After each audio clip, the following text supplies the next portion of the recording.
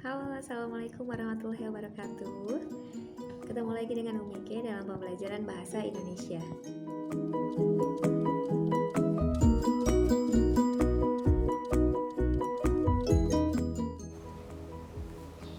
Jangan lupa like dan subscribe-nya ya. Baik, untuk hari ini kita akan melanjutkan materi yaitu mengenai teks cerita fantasi seperti yang Umi sampaikan sebelumnya. Nah, tapi sebelum kita masuk ke dalam teks cerita fantasi, ada hal-hal yang ingin Umi sampaikan terlebih dahulu sehingga nantinya materi ini akan memudahkan kalian memahami teks cerita fantasi. Yang harus dipahami sebelum masuk ke dalam materi teks cerita fantasi adalah mengenai teks narasi. Teks narasi ini merupakan teks yang disusun berdasarkan kronologi atau urutan, baik nanti urutannya kejadian atau peristiwa, ataupun berdasarkan urutan waktu. Nah, kalau di teks deskripsi kita punya kata kunci yaitu menggambarkan, maka di dalam teks narasi ini kita punya kata kunci yaitu menceritakan. Apa hubungannya teks narasi dengan teks cerita fantasi? Baik, teks cerita fantasi ini adalah salah satu dari jenis teks narasi. Jadi teks narasi itu akan punya banyak sekali jenis, misalnya ada dongeng, hikayat, novel, cerita pendek, novelet, teks cerita fantasi, dan juga yang lainnya. Nah, jadi sangat penting untuk kalian mengetahui bahwa teks cerita fantasi merupakan salah satu jenis dari teks narasi.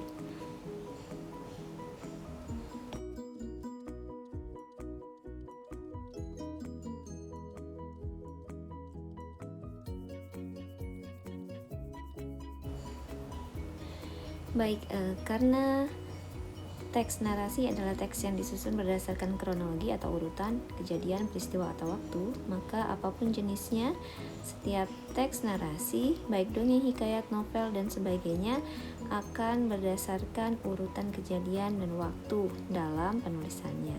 Sampai sini bisa dipahami dong?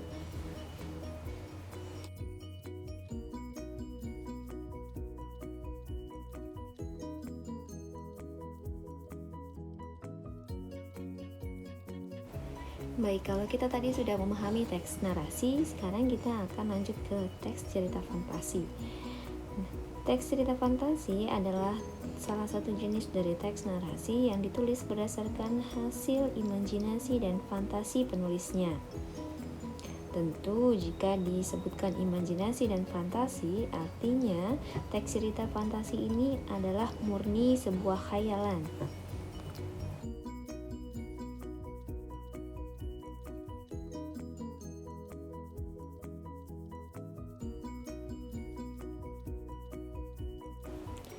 Baik, kita lanjutkan ke ciri-ciri teks cerita fantasi.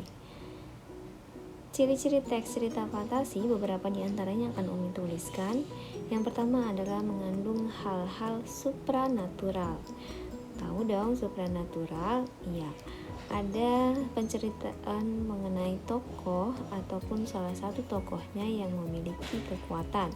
Misalnya ini kita jumpai pada cerita-cerita superhero atau cerita-cerita magic, seperti halnya buku Harry Potter.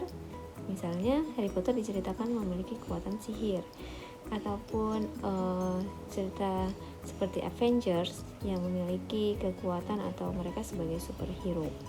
Kemudian yang kedua, ciri-ciri dari teks cerita fantasi adalah tidak terjadi dalam kehidupan sehari-hari. Tentu saja kita bisa menyadari bahwa Iron Man ataupun Superman itu tidak benar-benar ada di dalam kehidupan nyata. Kemudian yang ketiga adalah menggunakan imajinasi sebagai ide utamanya. Ada hal yang memungkinkan cerita fantasi ini berdasarkan kehidupan nyata, misalnya tempat ataupun nanti latar yang digunakan. Tetapi pada dasarnya teks cerita fantasi ini bersumber dari imajinasi penulisnya. Kemudian yang selanjutnya adalah jenis teks cerita fantasi. Jenis teks cerita fantasi ini bisa diklasifikasikan berdasarkan dua hal, Yang pertama, berdasarkan kesesuaiannya dengan kehidupan nyata, maka nanti ada jenis teks cerita fantasi yang disebut dengan teks cerita fantasi total. Kemudian yang kedua, nanti akan ada teks cerita fantasi irisan. Apa perbedaannya? Perbedaannya adalah jika teks cerita fantasi total, maka segala hal yang ada di dalam ceritanya, baik tokoh, tempat, waktu, itu murni hasil imajinasi. Sementara kalau teks cerita fantasi irisan, beberapa di antaranya memungkinkan diambil dari kehidupan nyata. Misalnya, ada cerita Harry Potter, beberapa tempatnya menggunakan kota London sebagai setting di dalam ceritanya. Itu merupakan teks cerita fantasi irisan. Selanjutnya, klasifikasi yang kedua adalah berdasarkan latar yang digunakan.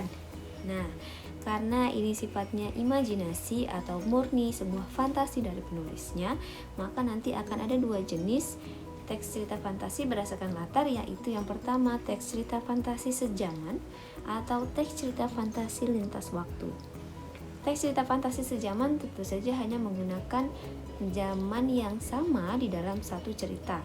Misalnya terjadi di tahun 2020 atau di abad ke-11 atau pada masa yang akan datang.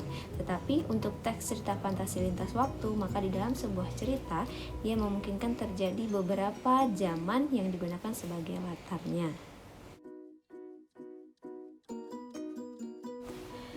Seperti halnya teks-teks yang sudah kita pelajari, yaitu teks deskripsi, setiap teks akan memiliki struktur tersendiri. Kalau kemarin dalam teks deskripsi ada 3 strukturnya, yaitu deskripsi umum, deskripsi bagian, dan deskripsi manfaat atau bagian penutup. Maka di dalam teks cerita fantasi ini ada 4 strukturnya. Yang pertama adalah orientasi, yang kedua adalah konflik dan komplikasi, yang ketiga adalah resolusi, dan yang keempat adalah koda. Untuk orientasi sendiri ini sama seperti di dalam teks deskripsi, yaitu deskripsi umum, maka berisi mengenai pengenalan. Bedanya kalau di deskripsi umum kita mendeskripsikan objek secara umum atau informasi-informasi umum dari objek, sementara di dalam teks cerita fantasi orientasinya adalah pengenalan tokoh, latar, atau suasana yang akan digunakan di dalam cerita. Yang kedua adalah konflik atau komplikasi. Ini setelah adanya pengenalan tokoh, latar, dan lain-lain akan masuk ke dalam sebuah masalah yang dihadapi oleh si tokoh. Sampai dengan resolusi, yaitu bagaimana si tokoh menyelesaikan masalah yang muncul di dalam cerita. Sampai nanti di akhirnya ada struktur koda, yaitu perubahan tentang ceritanya, baik nanti perubahan yang mengenai tokoh ataupun perubahan yang terjadi dengan situasi atau keadaan di dalam cerita. Baik, sampai di sini apakah ada yang tidak dipahami?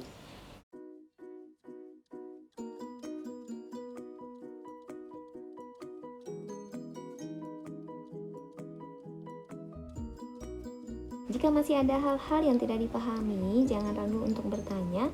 Kamu boleh tinggalkan komentar di kolom komentar ataupun langsung bertanya kepada Umi. Sampai ketemu di materi selanjutnya. Wassalamualaikum warahmatullahi wabarakatuh.